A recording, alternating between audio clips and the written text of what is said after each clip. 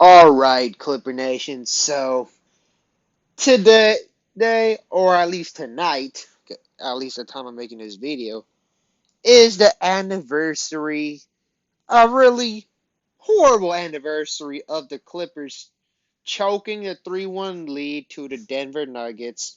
Well, pretty much because of Doc Rivers, but that's another topic. So, in this special video, I'ma just be doing like the worst decisions that the Clippers had ever made. There's a billions of other honorable mentions that the Clippers had done, but I just literally forgot them because they made a lot of mistakes. Screw you, Donald Sterling, till this day. But basically, this is going to be the worst decisions the Clippers had ever made. And it's not really a truly in a particular order, or maybe it can be. Just depends how I'm feeling in this video, because this is kind of like a freestyle, pretty much. Every single of my videos is just pretty much a freestyle, or like whatever's top of my head. So that's why you would hear me stutter a good amount, because, it's a freestyle. I'm never on script. So, first, the first and the most recent one, Clippers passing up Michael Porter Jr. No, this is recent history. Like I was, just a kid, Well, not really just a kid. I was like in middle school, like I believe, like I think eighth grade, I believe. Yeah, eighth grade. So I was just, like just starting to look at more into the draft. And then I heard a lot of buzz. I heard DeAndre Ayton, I heard Marvin Bagley, I heard Jaren Jackson Jr., I heard Luka Doncic, I heard of Colin Sexton, I heard of um a lot of other guys. I heard of Trayvon Duval, but which is, and then Trayvon Duval just was a disappointment. But again, so in the 13th pick, the Clippers had the audacity to pass up a high ceiling, um, a dude who has perfect versatility, who's compared to Kevin Durant, who's a 5-star recruit, to take a a dude from Pokemon to, that is, already a junior who had low ceiling, who's like, nothing really exciting. He just, a good shooter. They really thought this guy was the guy to take over Michael Porter Jr. Like, what on earth were the Clippers thinking? Like, seriously, over Michael Porter Jr., that is no excuse. I don't care if he's injured or not, bruh. You don't pass up a guy who is that much of a talent, who was once considered to be a number one pick by some scouts.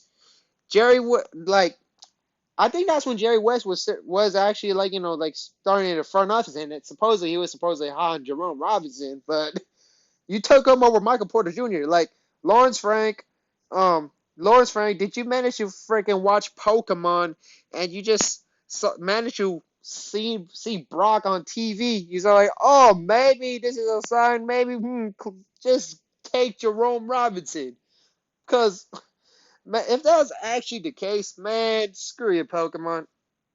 Just kidding. No hate towards Pokemon. No, I couldn't care less about Pokemon. But seriously, you had the audacity to take a low upside player over a potential generational talent in Michael Porter Jr.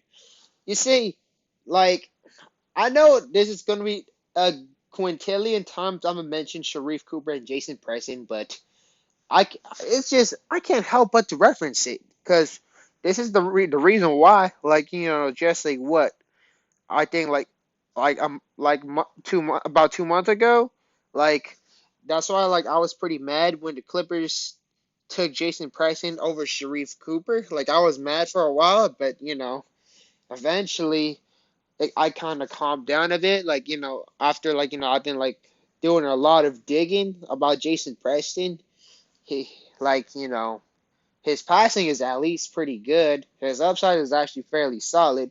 His story is actually pretty amazing. He is a hard worker, and he defied a lot of odds. So I'm now, like, somewhat I would say I'm so I'm in content because if Sharif Cooper breaks out and has a amazing like moment, like amazing star moment, I'll just go back to getting more mad again. Cause and also, I mean, at least the Clippers weren't like that dumb enough to take a Jared Butler over Sharif Cooper because Jared Butler is respectively good, but he just doesn't have generational talent. But I mean, that's just a little bit off topic. So again, so if anybody is wondering why, like I can't stop mentioning the Clippers should take Sharif Cooper with the 33rd pick, it's when we pass up Michael Porter Jr. So that's why I may sound like I might be hard on Jason Preston. It's no hate towards Preston. Preston is a pretty good, talented individual. Like had Sharif Cooper was off the available list, I would also celebrate the pick too. But since Sharif Cooper was still like there, or even Ayo Dosunmu, but Ayo I don't care too insanely much. But since Sharif Cooper was there, of course I'm gonna just get on every single like it could have been anybody. Like I would still been like fairly hard on that person, but I went way too off topic again, so I'm gonna just go on to the next slide. And this is actually even like more stupider decision.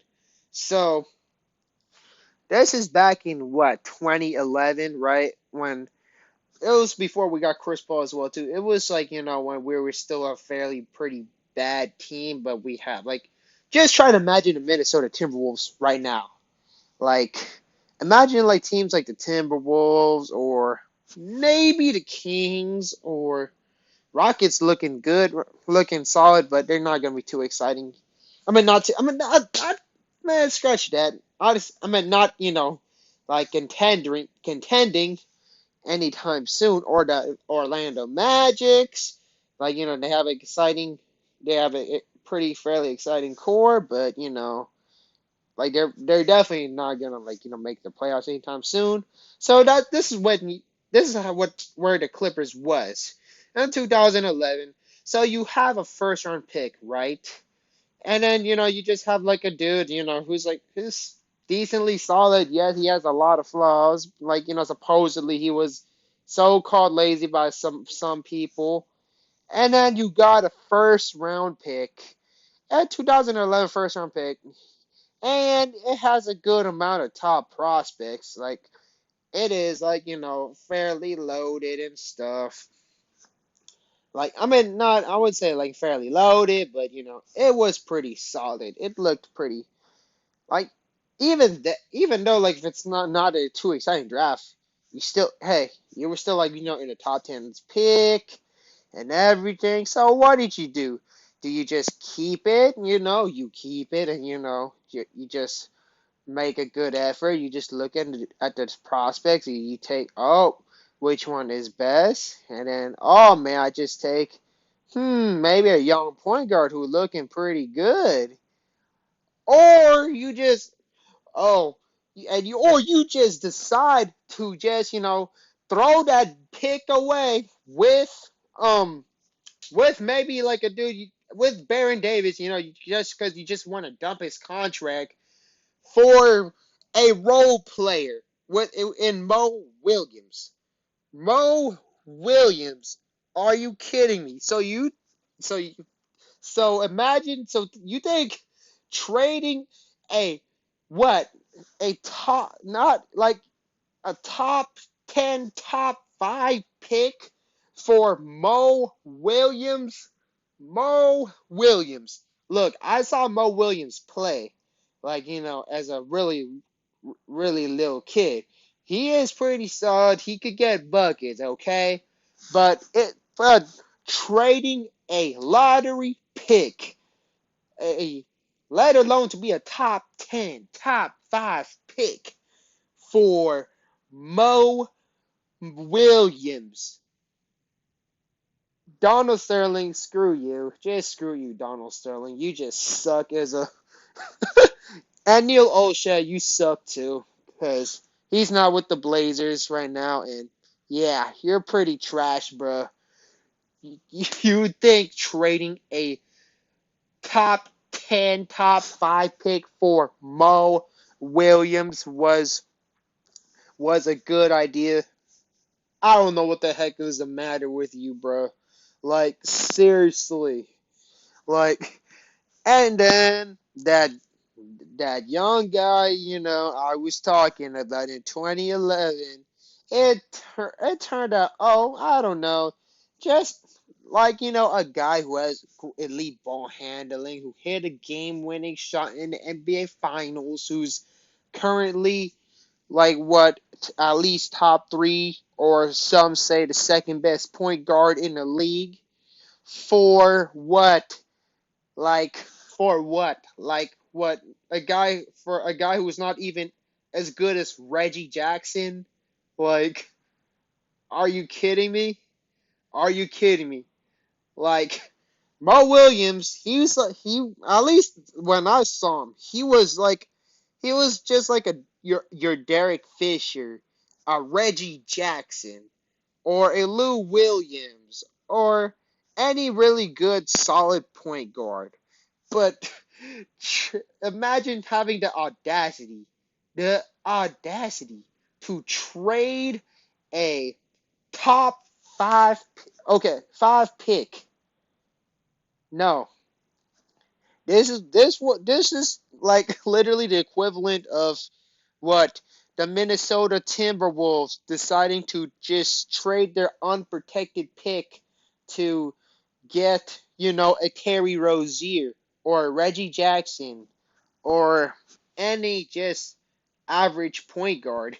Or this is the equivalent of what, like, I already made one good hyperbole. What could be another good hyperbole? The Houston Rockets trading what their first unprotected first round pick for a Patrick Beverly, or a basically for a role player. Like, I'm just flabbergasted this actually happened. But I, I guess there's a saying of things happens for a reason, because had we probably not had done this trade, we may have not got Kawhi. But that was obviously a really trash decision that the Clippers made. So next one, it's actually maybe even worse than trading Kyrie Irving for Mo Williams.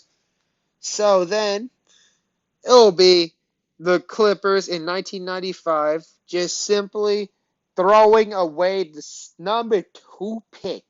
The number two pick, which also a draft class that, was looking like it was going to be a pretty good draft class.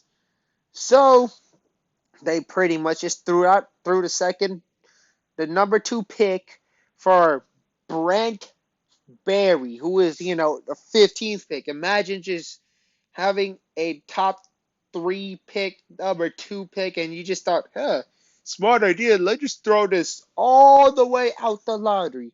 And you got Ronnie Rogers in return, who is just maybe like a, a regular star. And it's not like the Clippers were nowhere near contending at all. Like, you just again, I'm gonna use another hyperbole. Hyperbole. This is like the Houston Rockets deciding to trade Jalen Green for um, let's see, who's for Miles Turner. Like, you're not gonna really go anywhere, so it's best you take the prospect. And then the Clippers, they didn't draft Kevin Garnett, but they took Antonio McDyess, who was, still a solid, pretty good center. Or you could have took Jerry Stackhouse, and then you could have took, I think Xavier McDaniels was in the draft. But the Clippers could have definitely took Kevin Garnett, and they could have maybe next year they could have took the man himself, Kobe Bean Bryant.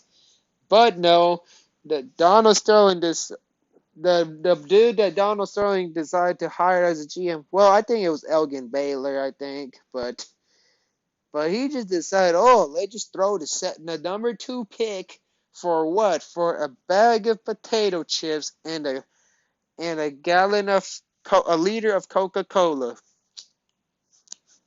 Yeah, pretty trash move. All right, I'ma just speaking of the legend of Kobe Bryant, you could have paired Kevin Garnett with Kobe Bryant. The next slide is this was just actually recently, found out that the Clippers passed up Kobe Bryant for this ridiculous reason. So I guess, early in this video when I said this maybe not be in a particular order, this actually is in a particular order, honestly, because so going back to 1996, the Los Angeles Clippers took Lorenzen right over Kobe Bryant. Want to know why? Well, Kobe Bryant, he was actually killing it in the practice. Clippers said, "Oh, we like this guy. Oh, great athleticism. Oh, great work ethic. Blah blah blah blah blah." And why to know why the Clippers passed on Kobe Bryant? It's cause he's only 17 years old. Imagine passing up a insanely talented individual just because he was 17 years old. That is literally the most stupidest thing I ever heard. Like, if anything, him being 17 years old should be even more of a reason why to draft him because then that means higher ceiling. Just imagine when he's 18 years old. Imagine when he's 20 years old. Imagine if he's 21 years old. He would be dominating in the league.